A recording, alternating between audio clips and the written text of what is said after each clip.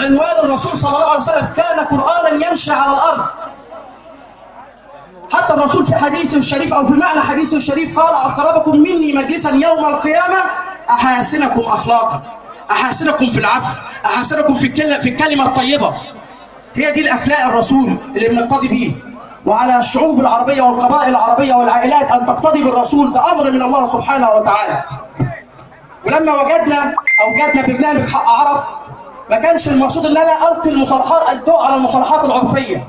برنامج حق عرب البرنامج الوحيد اللي بيشارك في انهاء الخصومات السعريه، معمول عشان خاطر مصر، معمول عشان خاطر القبائل العربيه، معمول عشان خاطر العائلات تعرف وتشوف ان عائله يونس النهارده بتعفو عفو جميل مع عائله الصايم. عائله الصايم بتعطي الحق لاصحابها، عائله يونس بتعفو وتسامح وبتاخد الحق على مرعى الاشهاد. وقيادات الدوله موجوده، وبرنامج حق عرب موجود. فعاوزين نقول النهارده هندي مثال حسن ومثال محترم، مش للبحيره، مصر كلها تتفرج علينا. في عائلات وقبائل متخاصمه لغايه دلوقتي، عندهم طار لغايه دلوقتي. عاوزين نقول النهارده البحيره فيها تسامح، البحيره فيها عفو، فيها تصالح، فيها سلام. النهارده بتاخدوا الحسنات مضاعفه عشان العائلات اللي عندهم خصومه وسعريه هيتفرجوا عليكم، هيقولوا والله ده عيله الصايم ادت الحق لاصحابها وما استكبرتش، والله ده عيله يونس خدت الحق وما عنجتش. ده شيء محترم وجميل. النهارده مصر النهارده في عيد شيء جميل. كان معايا يمكن في حديث وزير الخارجيه بيقول لي: يا محسن برنامج حق عرب بيسمع بره. قلت له: ازاي يا معالي الوزير؟ قال لي: الدول لما بتسمع ان في سلام وتسامح وامن بتعرف ان مصر مستقره. فقد ايه كمان انتوا بتخدموا وطنكم. يعني اولا بترضي الله ورسوله، وبتاخد ثواب العفو اللي مش هقدر اتكلم عليه. وشيوخنا الافاضل والعلماء الازهر وعلماء الاوقاف وفضيله الامام والداعيه الاسلامي الكبير الدكتور شوقي علام مفتي الديار المصريه هو اللي يقدر يكلمكم اكتر مني مليون مره عن العفو وجزاء الاحسان وجزاء العافيين عن الناس. النهارده بتدوا رساله قويه خارج مصر ان محافظه البحيره اللي هي جزء اصيل من جمهوريه مصر العربيه فيها امن، فيها سلام. ودايما بقول وقلتها في 2011 وبفضل اقول: مفيش جلسه عرفيه بتتم الا بتوافق رجال الامن. حقيقي رجال الامن بيقفوا على رجليهم عشان خاطر ينظموا الموضوع ويامنوه ويساعدوا في انهاء الخصومات السعريه. مش عاوز اقول لكم على الكواليس، انتوا كده بتشوفوا اللقطه الاخيره. رجال الداخليه بيبقوا موجودين لحظه بلحظه مع العيله ديت ومع القبيله ديت عشان خاطر انهاء الخصومات السعريه. كذلك المخابرات الحربيه، كذلك القوات المسلحه. بس مباشر يا باشا على المحافظين. يعني شيء يحسب للمحافظ النهارده اللي موجود في جلسه عرفيه، اعتبر الشيخ عرب الدكتور محمد سلطان كل التحيه والتقدير ليه. فعاوز اقول لكم النهارده يوم عيد بجد في البحيره. انا بتمنى لكم كل خير، يا رب يقضي على الفتن، يا رب يقضي على كل شيء سيء، ويديم عليكم الامن والطمانينه والامان والسماح والسلام والعفو. شكرا والسلام عليكم ورحمه الله وبركاته.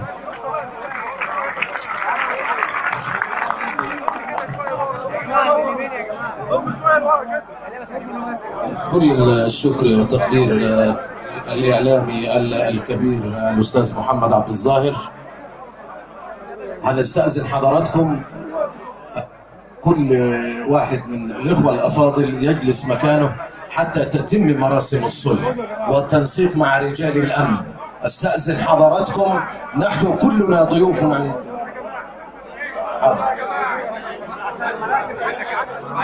والآن مع كلمة معالي اللواء مساعد مدير المخابرات الحربية اللواء أحمد بي زغلول، فليتفضل.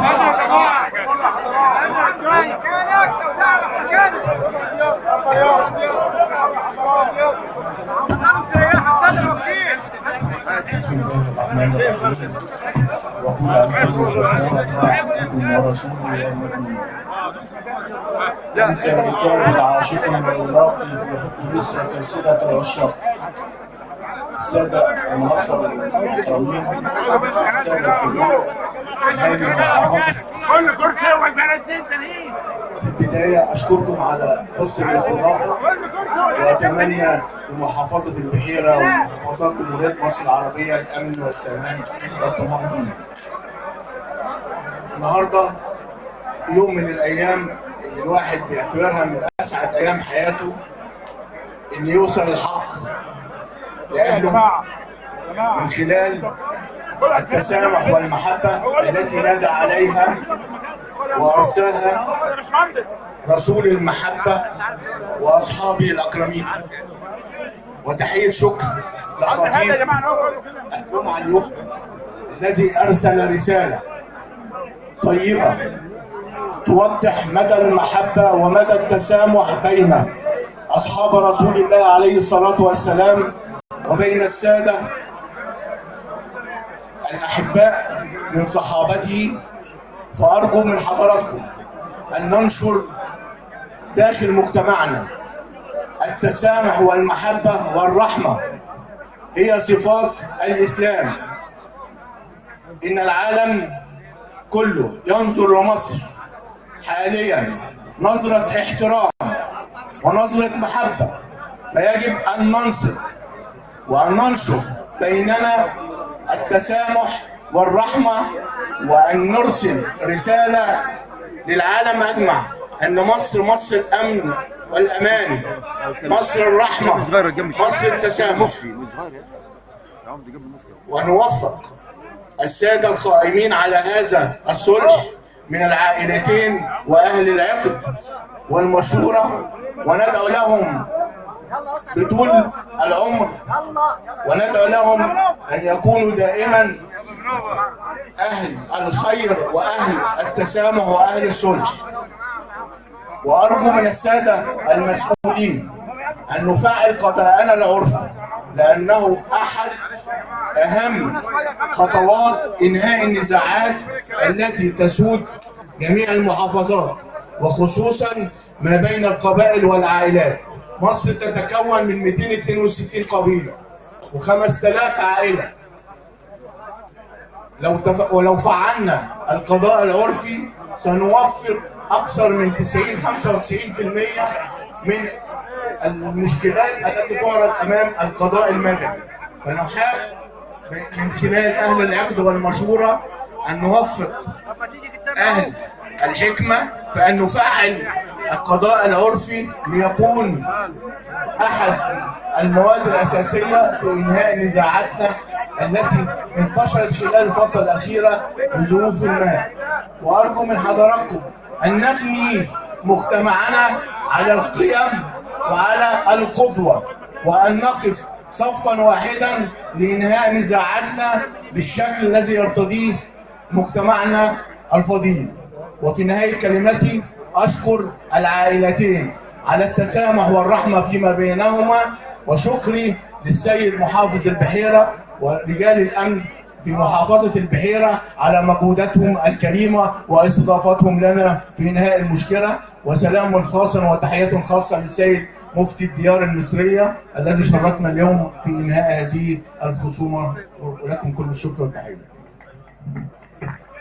كل الشكر والتقدير لمعالي السيد اللواء احمد بن زكلون وكيل المخابرات الحربيه. والان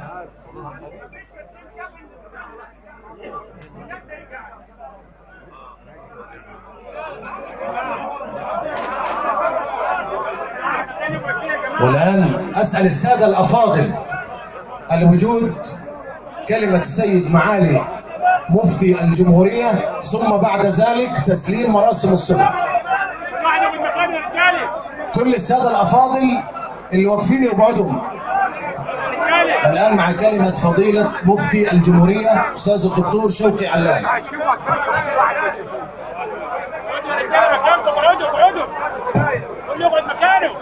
بسم الله الرحمن الرحيم.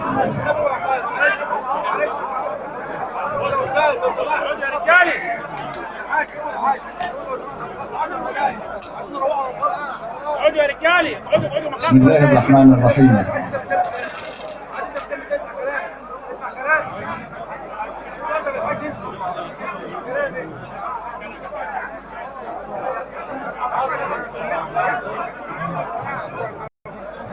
إنما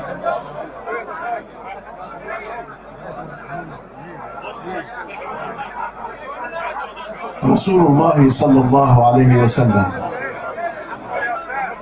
هو نور من الله سبحانه وتعالى. فقال قد جاءكم من الله نور وكتاب مبين. فالرسول نور والله نور، الله نور السماوات والأرض، والقرآن نور. والله أرسل رسوله النور بكتابه النور، والقرآن بركة. ولأجل أن تحل علينا هذه البركة، بركة القرآن الكريم، فإنني أطلب منكم في بداية هذه الجلسة الطيبة وهذا الوقت الكريم، أطلب منكم أيها الناس تبركا حتى تحل السكينة علينا ويحل الهدوء. أطلب منكم أن تقرأوا الفاتحة، اقرأوا الفاتحة تبركا. الحمد لله رب العالمين الرحمن الرحيم مالك يوم الدين، إياك نعبد وإياك نستعين، اهدنا الصراط المستقيم، صراط الذين أنعمت عليهم غير المغضوب عليهم ولا الضالين. اللهم إنا نسألك ونستغيث ونستعيذ وأنت خير مغيث وخير مسؤول، أن تجعل السكينة بيننا وأن تجعل الهدوء بيننا يا رب يا رب، وأن تغفر لنا اللهم امين يا رب، اللهم امين. وأن تتجاوز عما قدمنا. إننا في هذه اللحظات المباركة من هذه الأرض الطيبة، من أرض إيتاء البارود، أرض العلماء وأرض القادة. لم يكن عندي في لحظة من اللحظات في بداية ما أخبرت بهذه الواقعة، لم يكن عندي شك ولو للحظة واحدة أن هذا الصلح سيتم، وسيوفق الله سبحانه وتعالى العائلتين، وسيوفق الله سبحانه وتعالى الوسطاء أن تنتهي هذه المشكلة على خير حال. لأنني وأنا ابن هذه المنطقة وأنا ابن هذه المحافظة أعلم، وأنا خبير بأحوال الناس، أعلم أن نفوسنا كبيرة، وأعلم أن نفوسنا عالية، وأعلم بأن هذه النفوس العالية القديرة ستتجاوز وستقبل. صحيح أن بعض الوقت قد يعرض هذا وقد يعرض هذا عنه، لكن هذه النفوس ستأتي إلى بعضها. هذا ما عهدناه دوما في بلدنا، في مركزنا إيتاء البارود، وفي مركزنا الدلنجان، بل وفي محافظة البحيرة بكاملها. هذه عائلات قديرة وقبائل عتيقة لا ترضى أن يحل الحرب محل السلام، أن يحل الاضطراب محل الأمان، أن يحل الخوف محل استقرار النفوس. إننا في هذه الجلسة المباركة نسمن ونقدر دوركم دور العائلتين تقديرا كبيرا، ونقدر دور الوسطاء الذين كانوا بين العائلتين فأخلصوا وأحسنوا النية لله سبحانه وتعالى. ولذلك فإن الله سبحانه وتعالى يقول في كتابه: إن يريد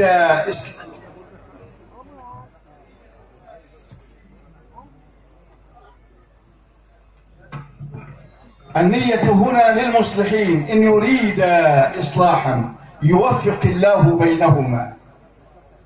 فنسمن دور المسلمين الذين تكبدوا الوقت والعناء وكل ذلك في موازين حسناتهم يوم الدين. ونسمن دور قادة المحافظة، وعلى رأسها معالي الوزير المحافظ الأستاذ الدكتور محمد سلطان. ونقدر دور رجال الأمن، وعلى رأسهم معالي اللواء علاء الدين شوقي مساعد وزير الداخلية ومدير أمن البحيرة. نسمن دور كل مخلص من رجال الأمن وقادة هذه المحافظة ورجال المخابرات الحربية ورجال المخابرات العامة. نقدر دور نواب مجلس الشعب في أنهم احتووا مع أقرانهم وزملائهم هذه المسألة. نقدر دور الأزهر الشريف ودور علماء الأوقاف في أنهم ساندوا وأخلصوا. نقدر أبناء القرية من صغير إلى كبير. أنا الحقيقة لا أريد أن أنسى أحدا، لكني أدعو بدعوة تامة شاملة أن يجزي الله سبحانه وتعالى كل أحد أخلص ولو بنية مخلصة لله عز وجل في أن تنتهي هذه المسألة على خير، حتى ولو لم يقل كلمة واحدة، فالنية كافية أن يبارك الرجال وأن يبارك النساء وأن يبارك الأطفال، أن يبارك كل أحد سعى وأتم هذا الصلح على خير. إنني في فخر شديد، إنني فخور كل الفخر أن انتهت هذه المشكلة على خير. بارك الله فيكم ووفقكم وسدد خطاكم، والسلام عليكم ورحمة الله وبركاته. كل الشكر والتقدير لمعالي السيد العالم الجليل الدكتور شوقي علام مفتي الديانة المصرية. والآن أيها السادة الأفاضل مع مراسم تسليم الكفن ليتم مباركة الصلح المبارك وقيادة السيد المقدم هيثم بن رشوان، فليتفضل.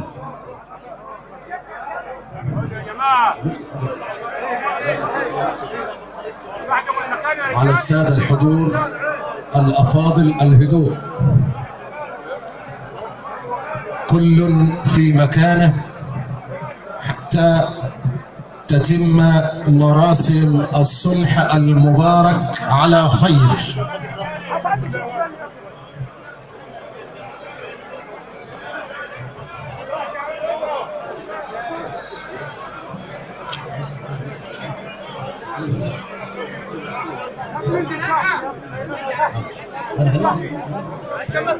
انزل تحت يا نازل بس مش طاير.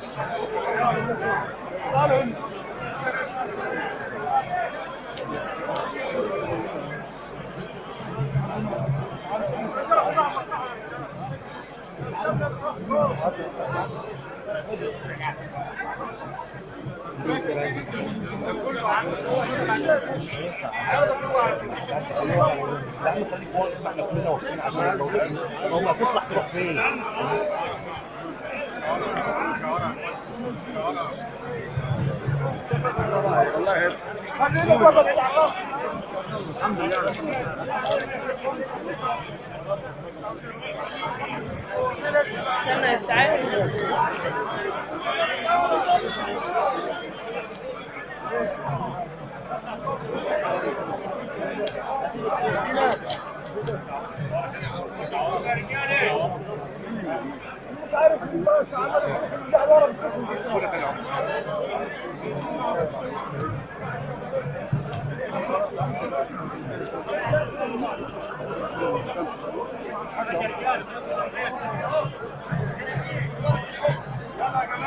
وسع يا باشا، الشرطه توسع لورا كمان.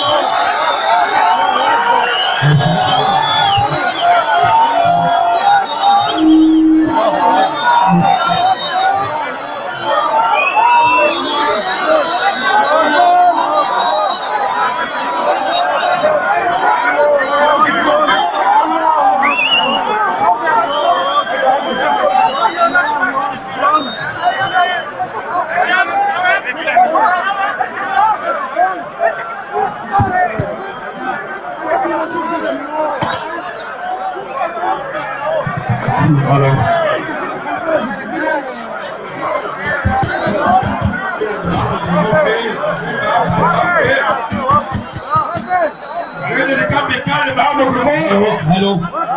بسم الله الرحمن الرحيم. وبه نستعين وعليه توكلنا واليه انبنا واليه المصير. يقول الله تعالى: وليعفوا وليصفحوا، الا تحبون ان يغفر الله لكم والله غفور رحيم.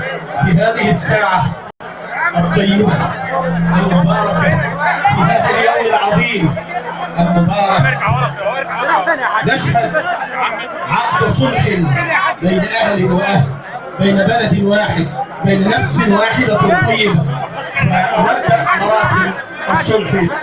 تعالى ايدك اقسم بالله العظيم رب العرش العظيم ان نمحو وان نصفح وان نغفر وان نكون اخوه متحابين متعاونين متآلفين كما امرنا الله وكما امرنا رسول الله، والله خير الشاهدين. استغفر الله العظيم، استغفر الله العظيم، استغفر الله العظيم من كل ذنب عظيم، ونتوب الى الله توبة نصوحة، توبة نصوحة مقبولة من الله رب العالمين، ونشهد عليها رب العالمين، ونشهد عليها رسول رب العالمين، ونشهد عليها كل الحاضرين. ورجعنا إلى الله وندمنا على ما فعلنا، وعزمنا عزما أكيدا على أننا لا نعود إلى فعل المعاصي أبدا وإلى أي ذنب. عاهدنا الله وعاهدنا رسوله على أن نتمسك بعصم الدين ما استطعنا، وأننا بريئون من أي دين يخالف دين الإسلام، ونشهد أن لا إله إلا الله وأن محمدا رسول الله. رضينا بالله ربا وبالإسلام دينا وبمحمد صلى الله عليه وسلم نبيا ورسولا. اللهم ألف بين قلوبنا، اللهم ألف بين قلوبنا، اللهم إنك قلت وقولك الحق وألف بين قلوبهم، فألف بين قلوبنا ووحد شتاتنا واجمع كلمتنا. اللهم اجعل مصر امنا وامانا وسلما وسلاما. اللهم ابعد الشياطين من بيننا، اللهم ابعد شياطين الانس والجان من بيننا، والف بين قلوبنا، وارض عنا يا رب العالمين. صلى الله على سيدنا محمد وعلى اله وصحبه وسلم، الحمد لله رب العالمين.